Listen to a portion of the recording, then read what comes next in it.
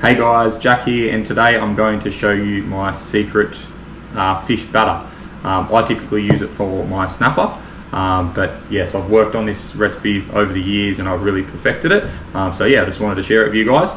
So first things first, I will fill up my snapper, debone it, have it clean. I like to have it cut in fairly small pieces. The kids like it that way, but yeah, sometimes I'll do bigger pieces as well. It is important that you dry the fish right out. So once you've got it clean, you want to pat it right down with some paper towel. Make sure I'll do those individually and get them as long as you don't want any water or moisture in the fish. You want to get them nice and dry. That'll help the fish get more crispy. Then I'll start with my batter. So what I'll use is a mixture of 60% of plain flour and 40% of rice flour. The reason for that is I've found rice flour is really good for making the batter crispy, but you do tend to get a bit of a not as nice taste if you use all rice flour. So that's why I use majority the 60% of the plain flour. That's a really good mixture for that crispiness and that nice flavour. So I'll mix that together with some soda water.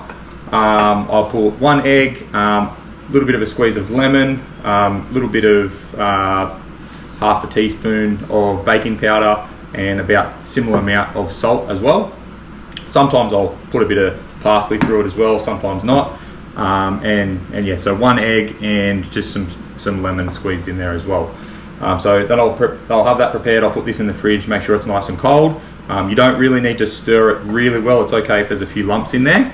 And then what I'll do before the fish goes into the batter, I'll put in a container with a lid some corn flour, and then I'll put those into the corn flour, put the lid on, give it a shake up and coat them. Once it's got that coating, it'll then go into my batter, and then it will go straight into the hot oil. About that 300 degrees is what I'll have it, 300 Fahrenheit, sorry. And that's a good temperature for not burning the fish and getting the fish nice and crispy. So there it is. I'll put some together and I'll show you guys how it turns out.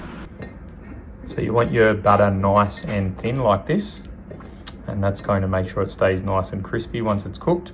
And then also the little pieces of ice I just have in there, I keep those in there when it's next to the pan to keep it nice and cold. Having the batter nice and cold is going to also help with the batter staying nice and crispy once it's cooked.